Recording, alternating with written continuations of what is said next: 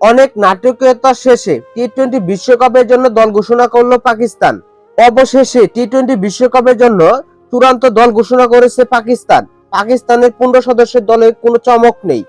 যথারীতিতেই বাবর আজমের নেতৃত্বে টি-20 বিশ্বকাপ খেলবে পাকিস্তান। পাকিস্তান দলে অবসর ভেঙে দুইটি প্লেয়ার যুক্ত হয়েছে, মোহাম্মদ আমির ও ইমাদ ওয়াসিম। আয়ারল্যান্ড এবং ইংল্যান্ডের বিপক্ষে টি-20 সিরিজের জন্য 18 সদস্যের দল ঘোষণা করেছিল পাকিস্তান। এক বিজ্ঞপ্তিতে পাকিস্তান ক্রিকেট বোর্ড জানিয়েছিল যে 18 সদস্য থেকে 3 জন কমিয়ে টি-20 বিশ্বকাপ স্কোয়াড সাজানো হবে। এখন কে কে রয়েছে টি-20 বিশ্বকাপ স্কোয়াড দলে সেটা এক নজরে দেখে নিন। পাকিস্তানের টি-20 সিরিজের যে 18 স্কোয়াডের দল ছিল সেখান থেকে 3টি প্লেয়ার বাদ পড়েছে, হাসান আলী, মোহাম্মদ ইরফান, আগা সালাম। এর মধ্যে হাসান আলীকে গত 22শে মে দল থেকে বের করে দেওয়া হয়। পাকিস্তান দলের টি-20 বিশ্বকাপ স্কোয়াড এক নজরে দেখে নিন।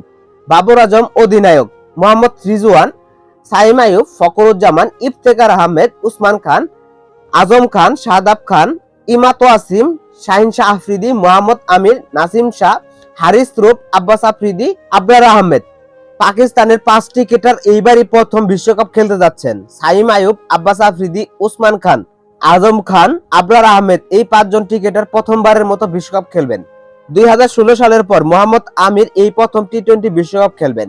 পাকিস্তান দলের বাকি 8 জন সর্বশেষ 2022 সালে বিশ্বকাপ খেলেছেন। বিশ্বকাপে পাকিস্তানের প্রথম ম্যাচ 6 জুন যুক্তরাষ্ট্রের বিপক্ষে। পাকিস্তানের অন্য 3 প্রতিপক্ষ রয়েছে ভারত, কানাডা ও আয়ারল্যান্ড।